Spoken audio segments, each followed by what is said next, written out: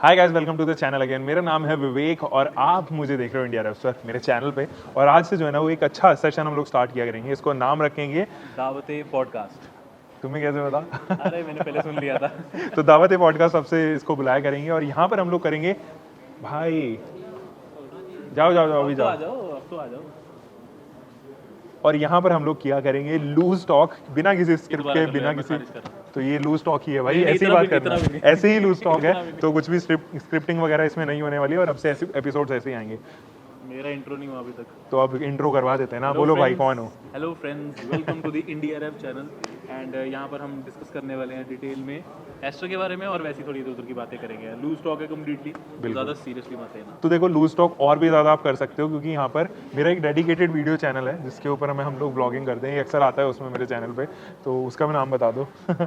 मैं नहीं बता रहा, ये बताएंगे खुद ही चलो बताएंगे। मेरा खुद का नाम है वीवू सैनी। अगर आप सर्च करोगे यूट्यूब पे तो वहाँ पहुँच जाओगे। आई कार्ड में आपके लिए लिंक छोड़ रहा हूँ। आज की जो टॉपिक है वो एस्टर है और एस्टर क्यों इस कंपटीशन में कॉम्पैक्ट एसयूवी सेगमेंट में इंपॉर्टेंट है उसके बारे में जरा बात करेंगे। ऋषभ, देख पता तेरे को कि ऑलरेडी डस्टर से शुरुआत हुई थी कॉम्पैक्ट एसयूवी की हमारे और यहाँ बहुत ही पे। और सही तरीके से शुरुआत हुई थी। करेक्ट, तो उसने एक्चुअली इस सेगमेंट को फेम दिया 2012-13 में आई थी और बहुत प्रोत्साहन मिला, बहुत उससे इंस्पायर भी हुए इनफैक्ट बहुत सारे मैन्युफैक्चरर्स और अपने अपने डेडिकेटेड प्रोडक्ट्स लेके आए respectively. S-cross was one such product, उसके बाद में क्रेटा, ये दोनों को एक ही साथ लॉन्च किया गया था। तभी टीयूवी 300 भी लॉन्च हुए थे। तीनों प्रोडक्ट जो है वो एक साथ लॉन्च हुए थे।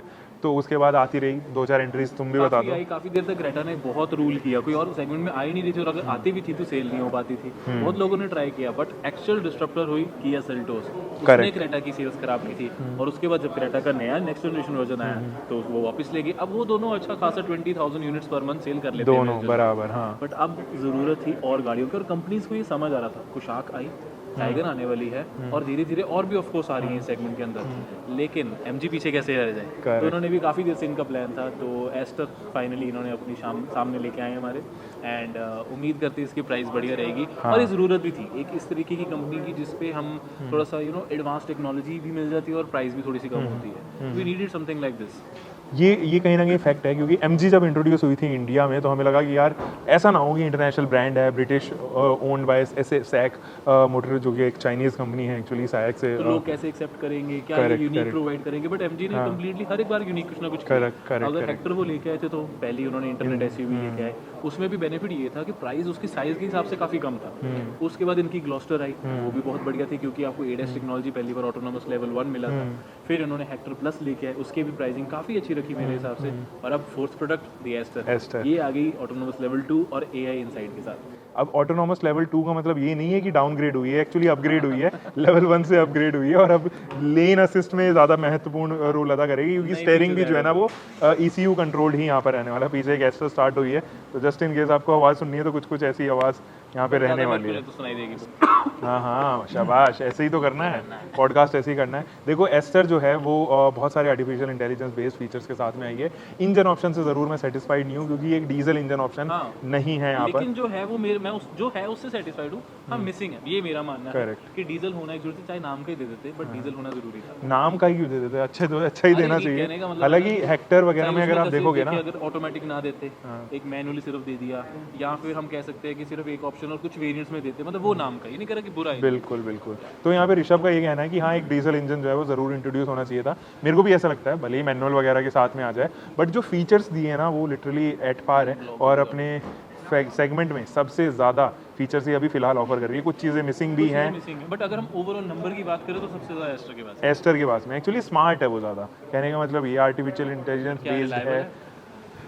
रिलायबल का आंसर तो हम लोगों ने देख लिया क्योंकि हेक्टर ऑलरेडी 1,00,000 किलोमीटर चली हुई है। जर्नलिस्ट जो है वो चला रहे हैं, CVT के साथ में आ गई है। हेक्टर के साथ में कोई इशू नहीं आई, ग्लॉस्टर के साथ में कभी आज तक कोई इशू नहीं आई है, ब्रेकडाउन का कभी कोई इशू नहीं आया। तो मोस्ट लाइकली एस्टर में भी जो है वो तो वो तो ऑब्वियस होना भी है ना क्योंकि सेगमेंट छोटा है और उस सेगमेंट में एक्चुअली लोगों के पास में अब बहुत ज़्यादा अपडेटेड ऑप्शन नहीं बचे हुए। जबकि जो हेक्टर का सेगमेंट है वहाँ पर सफारी भी है, XUV700 भी है, हैरियर भी है, एल्काजार है। तो ये बहुत सारी गाड़ियाँ वहाँ पे ऑलरेडी हैं। अपडेटेड यहाँ पर जो है वो एक क्रेटा है और एक सेल्टॉस, यही दो ही बच जाते हैं तो बहुत ज़्यादा बचती नहीं है। वहाँ ज़रूरत भी थी। अब कोशा को टाइगर को मैं इतनी अपग्रेडेड नहीं मानता। सिर्फ स्कॉडा की बात करें तो कुशक एक अपग्रेडेड व्हीकल, सिर्फ फॉक्सवैगन की बात करें तो टाइगन एक अच्छा प्रोडक्ट है, बट ओवरऑल सेगमेंट की अगर बात करें तो कहीं ना कहीं कमी थी, और वो कमी आई थिंक एस्टर फुलफिल कर रही है, स्पेशली 2021 ईयर तक। तो अब 2022 में क्या आता है we can't say, most probably Creta का फेसलिफ्ट। अच्छा, एक चीज़ और मैं यहाँ पे ध्यान दे रहा हूँ जो ट्रेंड भी है एक्चुअली, और वो ये है कि MG और बाकी मैन्युफैक्चरर्स भी ज़्यादा हिट कर रही हैं SUVs को ही। टाटा को देखो, वो भी SUV हिट कर रही है। देखा जाए आप छोटी मोटी गाड़ियों में भी देखे, अब 5-6 लाख की जो टाटा पंच आनी है जो है तो माइक्रो SUV अब देखा जाए तो, बट वो क्योंकि बिकेगी उसका पता है, क्योंकि उस सेगमेंट में जो ऑलरेडी है वो तब लॉन्च हुई थी जब SUVs का ट्रेंड नहीं था, और वो उस वजह से ज़्यादा सेल भी नहीं हो पाई।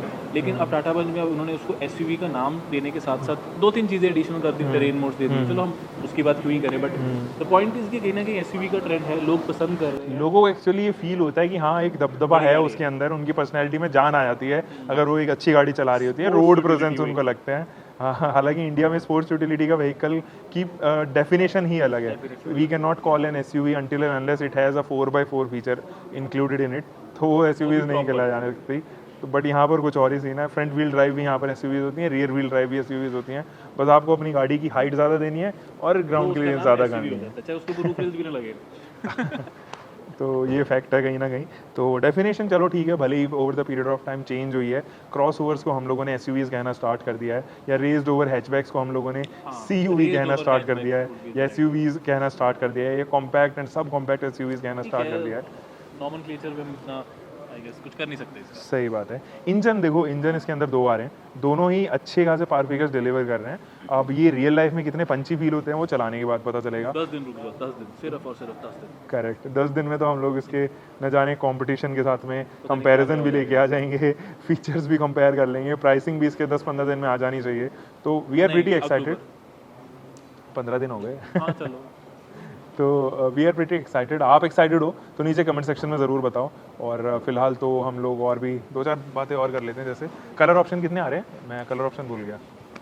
4 कलर ऑप्शन केवल, ये red, white, orange and black. Black शायद यहाँ पे नहीं है। ब्लैक यहाँ पर हमारे पास नहीं है अभी, ब्लैक मार्केटिंग नहीं। अच्छा, कलर ऑप्शन काफ़ी कम है यार इधर। हाँ मेरे को लगा था ग्रे, 7-8 कलर ऑप्शन तो आ ही जाते हैं। डुअल टोन भी नहीं है मेरे ख्याल में। नहीं ड्यूल, हाँ अगर होता तो यहाँ होता, वैसे डुअल टोन नहीं दे रहे ऑप्शन। हाँ डुअल टोन होता तो यहाँ पर दिया होता। करेक्ट। बट मुझे भी पर्सनली मुझे लगता है इन्होंने बोला ज़रूर चाह रहा है, बट आई थिंक 1-2 और होंगे, क्योंकि देखो सिल्वर एक ऐसा कलर है जो मोस्टली होता है, ठीक है कि नहीं? वाइट होता है, वाइट तो है ही है, वाइट तो है, sorry I am really sorry. क्या यार पीछे कर White होता ऑरेंज, है। रेड, ब्लैक, ये 4 इनके कंफर्म कलर्स है। उसके अलावा अगर आप बात करें तो I personally feel silver and grey.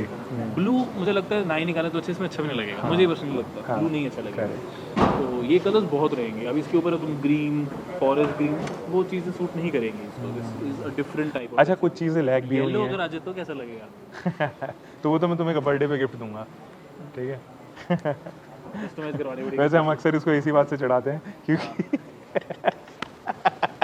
इतना कुछ भी नहीं बताना पॉडकास्ट में।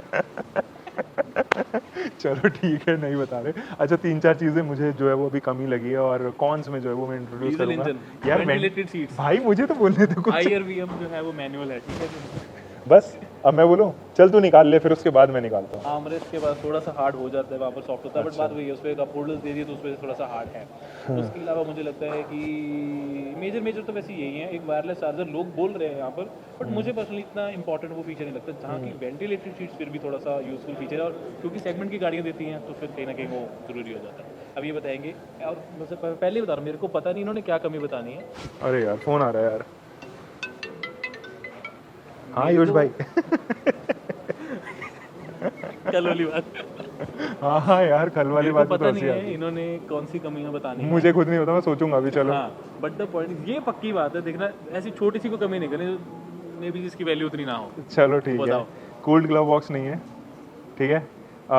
Wireless Android auto Apple CarPlay नहीं है। हाँ वो आई थिंक जरूरी था अभी। ठीक है। जैसे यार मुझे बोलने तो, अब मेरे को पहले निसान मैग्नाइट जो है, मेरे को उसका पर्सनली एक अच्छा लगता होता है कि wireless Android auto Apple CarPlay उसका काफ़ी इफेक्टिव और अच्छे से काम करता है।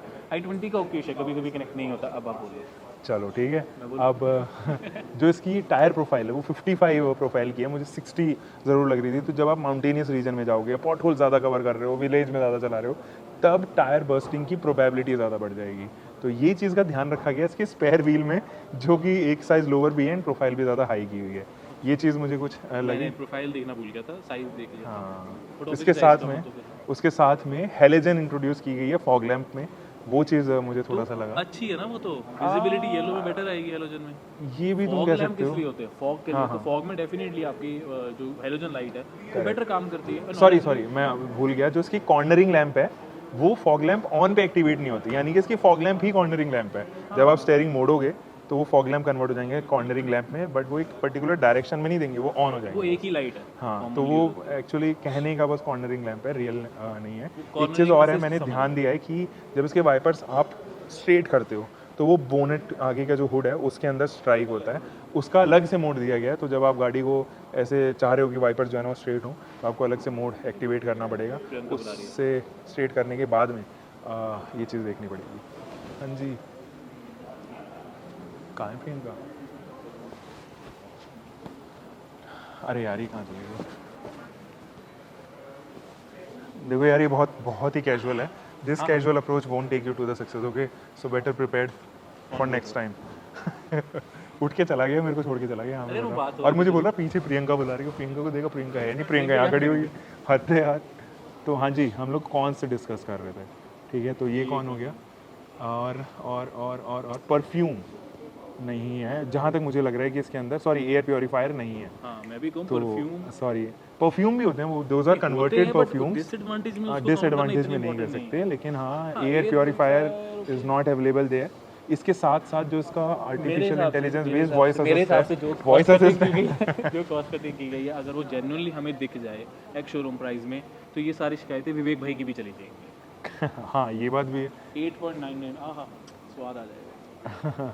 स्वाद तो अभी इसको टंगड़ी कबाब में आया हुआ बैठा हुआ, पता नहीं कभी फिश के कभी कुछ क्या क्या खाया जा रहा है, बट एनीवे। और पीछे का एक रिवर्स पार्किंग सेंसर वो मिसिंग लगा मुझे। 3 पार्किंग सेंसर से अवेलेबल है, और मैं नहीं मानता। जो 3 क्रेटा सेल्टोस में 2 आते हैं किसी तो यार मैंने हम लोग यहाँ पर क्रेटा सेल्टोस की बुराइयां कर रहे हैं क्या? ये प्रोज एंड कॉन्स कर रहे हैं क्या? सेगमेंट की बात कर रहे हैं ना। नहीं बाबा, हमने 3 सेंसर 4 का टॉपिक क्या काम कर था? सकते हैं, टॉपिक तो क्या क्यों था? 4 लगाने हैं? क्यों नहीं यार, उसकी रेंज बढ़ती है भाई। range एक छोटा already सा, ज़्यादा है ना। मैं बता रहा हूँ ना, कैसे पता तुझे? तूने उसकी अभी field चला of के view नहीं ज़्यादा देखा ना? चला के नहीं देखी, बट जब हम फील्ड ऑफ व्यू कैसे तो डिसाइड करेगा, बता मुझे। क्योंकि जब हम उसको सेंसर को मैंने एक्टिवेट किया था ना, तो जब मतलब लेफ्ट साइड भी आ रहा है ना, तो सेंटर वाला भी blink अभी मैं तेरे को यहाँ पे डिफरेंस बताता हूँ 3 और 4 होने में। 3 और 4 में होने में तब मज़ा आता है जब एक पतला सा पोल है जिसको सेंसर डिटेक्ट ही नहीं कर पा रहा, इफ़ इट एग्जिस्ट और नॉट। तो वो इसलिए डिटेक्ट नहीं कर पा रहा क्योंकि तीनों सेंसर की जो रेंज है वो कम है। जब 4 होंगे तो रेंज बढ़ेगी, जब रेंज बढ़ेगी तो सेंसिटिविटी इंक्रीज होगी, और जब सेंसिटिविटी इंक्रीज होगी तो वो पोल, जो पतला सा पोल है, वो भी समझ में आएगा। एक तार भी जो है वो पड़ा नहीं होगा। लगता है वैसे। मेरा मानना ये है कि मेरे को ये लगता है कि कंपनी का एक सेंसर कम करने से कोई कॉस्ट कटिंग में फ़र्क इतना नहीं पड़ेगा। जहाँ 3 लगा रहे हैं, 4 में उनको कोई 12, 13, 14, 15, 16, 17, 18 लाख तक भी जाएगी ऑन रोड। ठीक है, तो ये अक्सर हमने देखा ना, 1000 रुपये का सेंसर लगता है कंपनी से एक नहीं, 2000 का चारों सेट लग लगता जाते हैं है। भाई। नहीं 2000 का सेट नहीं, कंपनी से बोल रहा हूँ मैं। कंपनी से 2000 का सेट लगता है, ठीक है? तो आपको इनको कॉस्ट कितनी की पड़ती होगी मुश्किल से, तो जिसमें ऑलरेडी 3 इंस्टॉल भी हैं। चलो मैं इसका आंसर दूंगा। ये छोटी छोटी चीज़ें करके ना, मतलब मान लो अभी मैंने सेंसर हटाया, अभी मैंने एयर प्योरीफायर हटा दिया, अभी मैंने लेदरेट, भैया तो लाख रुपए माइनस कर देना तो तो मजा आ जाएगा। ऐसी 5-6 चीज़ें हटा दिया तो कॉस्ट स्ट्रेट अवे चली जाती है 25 से 30 हज़ार रुपये कम। That is called where cost cutting gets into action. तो ये चीज़ है, ओके, ठीक है। छोटी छोटी चीज़ें काट के बहुत सारी चीज़ें काटी जाती हैं ताकि एक्यूमुलेट होके वो ज़्यादा अमाउंट बन पाए, ठीक है? ये कुछ चीज़ें हैं जो मैं देख पाया। बाकी देख वो आउट ऑफ फोकस गया है, उधर ही रख नज़र। एक पॉइंट पूछूं, सवाल पूछूं? हाँ जी, पूछो। MG एस्टर, हाँ, पीछे ZS का बैच क्यों लगा आपके हिसाब से? ZS का बैच इसलिए लगा है क्योंकि ये ZS की क्या, प्लेटफॉर्म। हाँ, तो बोलने तो दे मेरे भाई। इसको ना पता है क्या, इसके पता साथ में क्या क्या होता है, प्रॉब्लम देखो, अब कैमरा है, इसके साथ मेरे में सामने प्रॉब्लम ये है कि मुझे भी नहीं बोलने देगा, खुद भी नहीं बोलेगा, खुद बोलता रहेगा, फिर जब मैं स्टार्ट करूंगा फिर अपना इंट्रोड्यूस करेगा। जब कैमरा शुरू हुआ होता है ना, तो मेरे को होता है कि यार कैमरा ऑन है, मैं बोल भी नहीं रहा हूँ, क्योंकि यूजुअली नहीं होता, दूसरा पर्सन भी है, मेरे मन में आ रहा, मैं बस तो चलो एनीवे, ZS की बैजिंग इसलिए पीछे दी गई है क्योंकि ये ZS की लैंग्वेज के ऊपर तो पूरी डिपेंड है। ये इंटरनेशनली ZS ही कहलाती है, फेस लिफ्टेड ZS कहलाती है। तो फेस लिफ्टेड ZS को इंडिया में नए नाम से जो है वो इंट्रोड्यूस कर दिया गया, एस्टर के नाम से। याद है A स्टार आया करती थी पहले, वो इंटरनेशनली ऑल्टो के नाम से बिकती थी, इसलिए इंडिया में ऑल्टो के नाम से नहीं बिकी जा सकी। व्हाट अबाउट इसका AI असिस्टेंट? वो तो खैर टॉप नॉच है, एआई सिस्टम तो टॉप नॉच है, बट बहुत लैग करता है यार।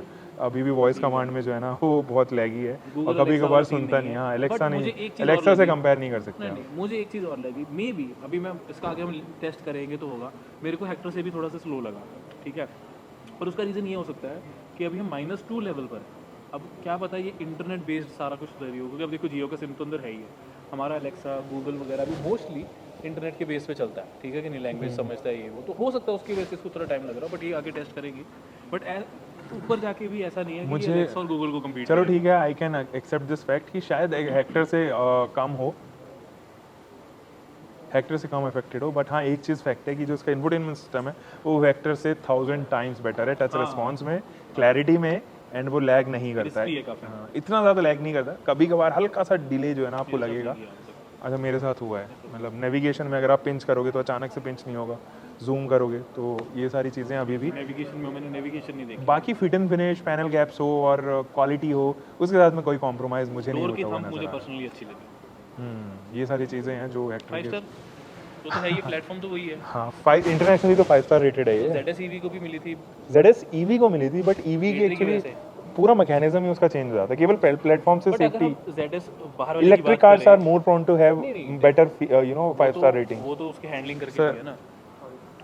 पीछे से चले जाओ आप। अगर हम ZS की बात इधर करें, खड़े जो हो जा ना, electric अरे नहीं यहाँ खड़े हो जा। हाँ हो गया बस वैसे भी। हाँ। अगर हम ZS की बात करें जो इंटरनेशनल मार्केट वाली है, तो उसमें मुझे पर्सनली, उसमें क्योंकि 5 स्टार रेटिंग है तो मुझे नहीं लगता है इसमें 4 की कोई उम्मीद है, 5 ही रहेगी। मुझे पर्सनली ये लगता है, क्योंकि मेन तो देखो प्लेटफॉर्म ही होता है। अब इसकी अगर मैं कहता हूँ इंडिया में बनी है, हम भी प्लास्टिक क्वालिटी कम कर भी लेंगे, अगर करते हैं तो उससे सेफ्टी पे उतना फ़र्क कोई नहीं पड़ता है, क्योंकि बेसिक तो आपका वही रहेगा ना। तो बाकी लेट्स सी क्या बनता है आगे जाके। करेक्ट। सो रैप अप करते हैं गाइस इस वीडियो को फिलहाल। कुछ और कहना है तेरे को? नॉट रियली, काफ़ी स्ट्रेच हो किसी और गया, दिन के लिए किसी और दिन के लिए। बने रहे हमारे साथ। करेक्ट। थोड़ा चैनल मेरा भी चेकआउट कर डिस्क्रिप्शन में लिंक है। बाकी बहुत सारे लोग यहाँ पे मिले, and you guys are sweet यार, thank you for subscribing. Please do hit the bell icon अभी तक नहीं किया तो, और कमेंट ज़रूर कर देना, शेयर कर देना अपने दोस्तों के साथ में। मिलते हैं गाइस एक और नई वीडियो के साथ में। Until for the next time, bye bye, take care and keep loving your car, drive safe guys.